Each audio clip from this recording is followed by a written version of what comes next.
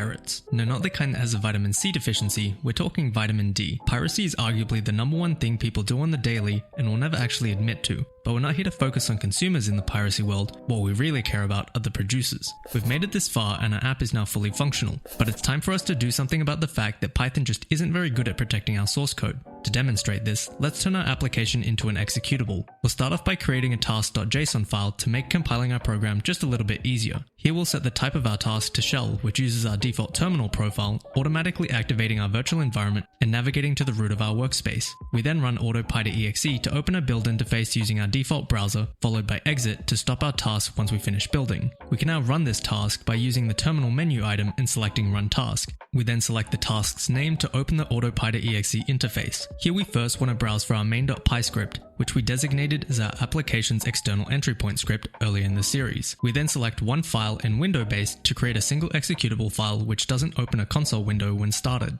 Keep in mind that all our dependencies are licensed in such a way that we can safely package them into a single executable file. However, if you've chosen to use other dependencies, please do your own research to check that you can do this as well. After this, we need to add custom to Kinter as an additional directory, as otherwise some theme requirements may not be copied into the executable during the compilation process. Click Add Folder, navigate to the .vm directory of our virtual environment, enter the lib and site packages directories, then highlight the custom to Kinter folder and click Select. After this, all we need to do is set the name of our executable and then select an output directory. By default, it should be a folder named Output, which is located in the directory where Auto-PY-to-EXE was called. We'll export our configuration to a JSON file for later use, and then proceed with compiling our executable. Once the process finishes, we can now run our program. Works like a charm, but there's one problem. With the app still running, if you go to your local user's temp directory, on Windows you can do this by entering %temp% in the address bar, you'll find a folder starting with _MEI. This folder contains all our project's dependencies, including the custom to Kinter folder we specified earlier, and it's created at runtime by our executable. In simple terms, our executable is a zip folder that extracts itself into a temp folder when we open it, runs our app, and then deletes the temp folder when we close it. Now, while this provides a pretty good overview of what's going on inside our app, you won't find any of the files from the Terra module here. And this is because those files are nicely tucked away inside our executable. But not so fast. People have already found easy ways to get around this problem using tools such as pyinstxtractor. You can download this script from the repo in the description and then copy it into the same directory as the executable we built. Open up a terminal in the same directory and then run python pyinstxtractor.py followed by the name of the executable. This creates a new folder, and if we take a look inside, it should look pretty familiar. Only difference is now we have a lot of pyc files which contain compiled bytecode instead of pyd files, which are effectively dynamically linked libraries, or DLLs for short. If you're wondering what the difference is between the two, in short, pyc files can be easily decompiled, while pyd files are often compiled only after converting Python code into C, and are far more complicated to reverse engineer.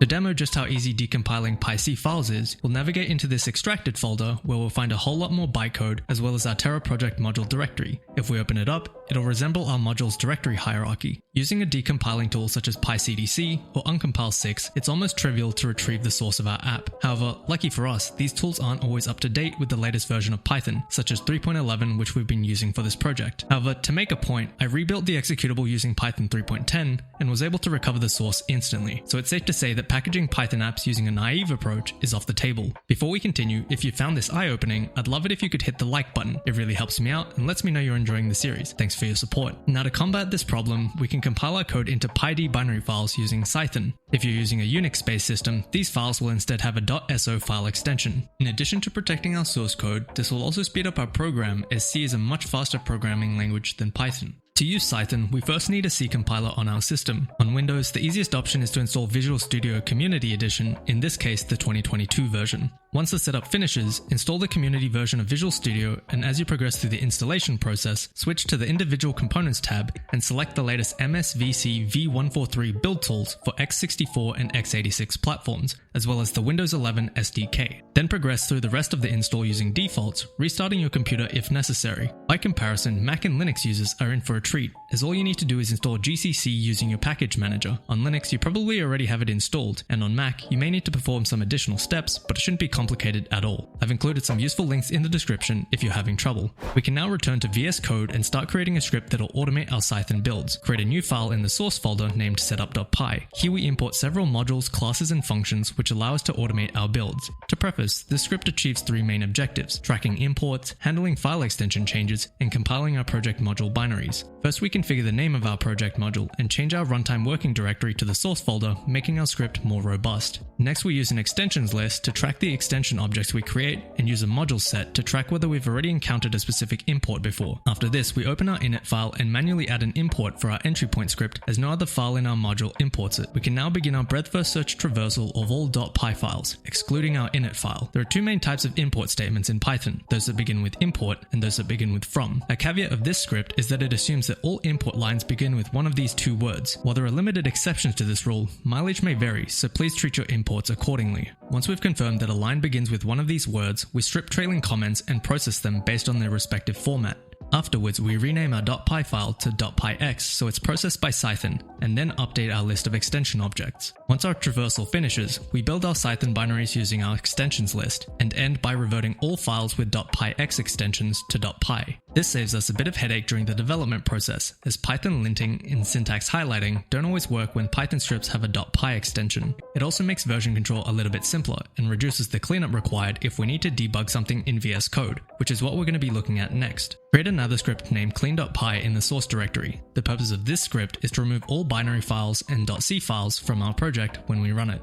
The reason why we'd want to do this is because if we try to add a breakpoint to one of our scripts and debug, if there's a pyd file in the same directory, it will take precedence over the corresponding script and our breakpoint will be ignored. However, if your application is complex, this script might be a little bit overkill and you should probably stick with manually deleting .pyd files to avoid rebuilding every submodule. Once we've finished creating our scripts, to make running them a little bit easier, we'll add two tasks to our tasks.json file. The first will call setup.py with the required arguments and is configured as the default build task, while the second will call clean.py. We'll also update our launch.json file by making our first config run our clean task before launching, and add a second config which builds our binaries before it runs. Now it's time to test our build. Either run the task we've just created, or open a terminal and navigate to the source directory, and then run python setup.py buildx in place. If all goes well, your project module should now have several .c and pyd or so files throughout. You'll probably have to check that they're there using your system's file explorer, as early in the series we updated our settings to hide these files from the left-hand workspace explorer. If we now re-import our Auto-PY-to-EXE config, recompile our executable, and run pyinstxtractor, we'll find that the Terra project module is now in the outer folder. Additionally, all of our source files are now pyd binaries instead of pyc bytecode. While this is a step forward in terms of protecting our source code, there are still some trace files in the extracted folder which may reveal how some of our files are linked. The method presented in this video is only an introductory fix, and to make things more secure, it's advisable that the entire project module is aggregated into a single file prior to compilation, but that's outside the scope of this video. I wanted to end with a brief discussion about the reality of digital rights management and licensing. While I think it's fair enough that everyone should be able to protect their intellectual property, there's just one problem when it comes to software that can be run offline on an end user's system. You can't win. It goes without saying that you shouldn't have to think too hard to find examples of high-end software that have been reverse engineered and pirated. Think Photoshop, Premiere, Windows, you name it, it's been cracked. If it hasn't, it's only a matter of time before someone gets bored and tries their hand at bypassing the DRM. Every now and again, companies come out with 5,000 IQ plays for making piracy harder, but in the end, where there's a will, there's a way. So to close, I'll say this. If you're making a piece of software that you want to sell, it needs to be easily accessible and genuinely create value for other people to the point that you have a core set of consumers who are willing to pay for it. Beyond base level protections, unless you have something truly revolutionary, you probably shouldn't put too much time and attention towards pirates, as they were never going to buy from you in the first place. The best you can do is make an offer so good that customers feel stupid saying no. Alternatively, you can always just make your product a SaaS and circumvent the issue altogether. If you enjoyed learning about how to protect your software and want more content just like this, consider subscribing. And if you want to finish packaging your software by creating an installer, watch this video. Until next time.